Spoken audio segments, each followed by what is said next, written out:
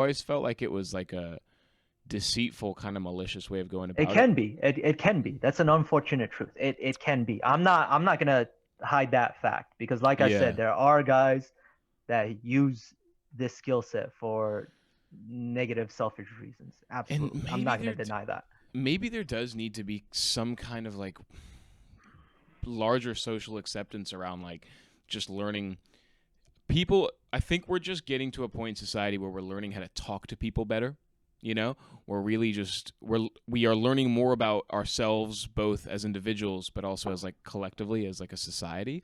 And so I think as we get to that point, there needs to be some form of training or just education of like how to better talk to people. And I think like there can be like a real argument for a service such as yours. It's just like it's social skills. It's just like if you want to become a better public speaker, you go to a public speaking Exactly. course. It's the exact same. I guess like a big thing is like the intention. And I think like a big thing is like if your intention is to sleep with a girl, solely to sleep with a girl, I don't think there's anything wrong with that as long as she's under the exact same uh, Agreement.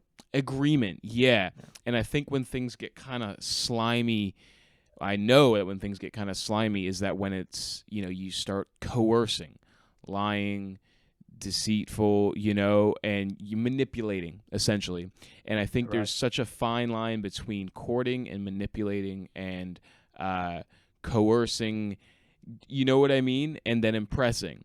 And that's why I was asking that question beforehand. It's like how much of your training is like trying to bring out a more truer, attractive version of yourself or present yourself in a more positive way versus completely change who you are.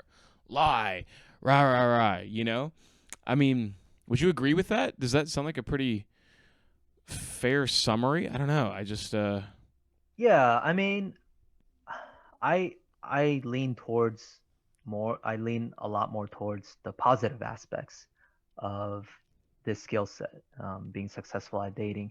The reason why I lean a lot more towards that is because I went through a very similar experience where I started off horrible with women because I was a quote unquote nice guy, a yes man, right? And the reason why in the beginning I was like that is because of my own upbringing, right? In a traditional household, you listen to your parents no matter what. Like you say yes to no matter what your parents tell you to do. If your parents say you get good grades we're gonna fucking disown you, then you better go get good grades. Everything is a yes. You never say no to your parents. So that was programmed into me. Those habits were programmed into me. And I didn't know that I transferred all those habits into my dating life or mm, lack of dating life, I should say, in the beginning. So I was a yes man without even realizing it, without even understanding what a yes man was. And so when I see guys going through the same exact thing, I have a lot of empathy and compassion for them. And I try to guide them away from that and unlearn all those bad habits when it comes to dating, not towards their own parents and their own family, but specifically in the dating world.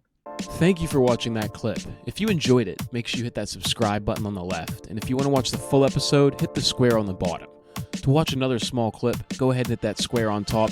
And if you just want to listen to the full episode but don't have time to watch it, you can find this podcast wherever podcasts are listened to. Thanks. Bye.